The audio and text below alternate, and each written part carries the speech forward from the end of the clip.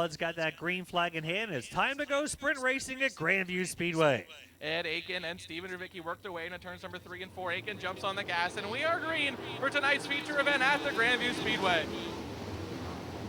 Aiken right to the bottom side of the speedway, gets the early event lead over the 19 of Drevicki. Drevicki gets a big run down the banking through turns number 1 and 2 and down the back straightaway. Danner down to the inside, or excuse me, right to the inside. Danner crosses him over, battle for third as we complete lap number 1. Into the turn, Danner and Bright already trading spots. Drevicki on the outside of Aiken. Down the back straightaway, Drevicki will now become the new leader. Steven Drevicki powered around the outside of the 7 of Ed Aiken. Everybody kind of running the bottom side of the speedway, except for Drevicki. Drevicki's up top, trying to get that high side to come in. Yeah, 3-car battle for that second spot. Then we've got another 4-car battle further back in the pack. Whoa, we got Danner sliding on Aiken. Aiken returns the favor. He'll go back to second. Up and down the hill we go for the second spot as we work their way to turns number 3 and 4 and back into 1 and 2. Danner dives down to the bottom side again, see if he can get the run on the 7 of Ed Aiken. Is Ed gonna tap the brake and cut it back down underneath him as Danner slides out wide? Give the bite out the corner to the number 7 of Ed Aiken at the line. He holds on to second. Aiken and Danner, now Alex Bright will join a 3-car Donnybrook for second spot. Danner pulls away a little bit from Aiken. Aiken now has to battle with Bright.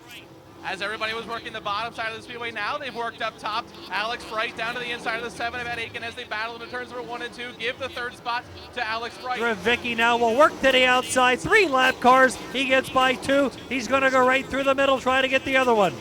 Absolutely, Jeff. They were 3 wide down the front straightaway as Drevicki continues to lead, but Briggs Danner is right there. He's catching those lap cars just as quick as Drevicki did. They're in flag in hand, and we are green on lap number 17. Drevicki's going to get the run through the middle of turns number 1 and 2. Gets a little high. Briggs Danner does the diamond maneuver out of turn number 2 and down the back straightaway. Can't quite get there enough on the 19 of Drevicki. We got trouble here in the top side.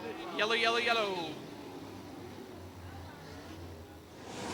Drevicki got a good run there, but Danner right to the bottom side as Drevicki now is going to use the diamond maneuver that Danner used that last time by to keep the race lead down the back straightaway.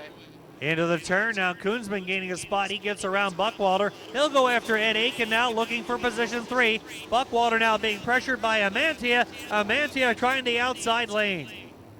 Tommy Koonsman continues to work his way down the bottom side of the speedway, trying to follow in line behind the 7 of Ed Aiken and try and gain a couple more positions. Joey Amantia, big red. Aiden Borden upside down in turns number 3 and 4. Into the turn, we've got a 5-car duel now behind Koonsman. Koonsman holding on to 4th, Buckwalter behind him. They're all battling to get into the top 5.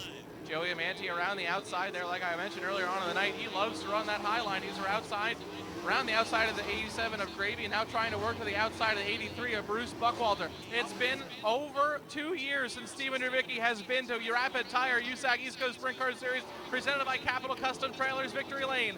Down the back straightaway for the final time.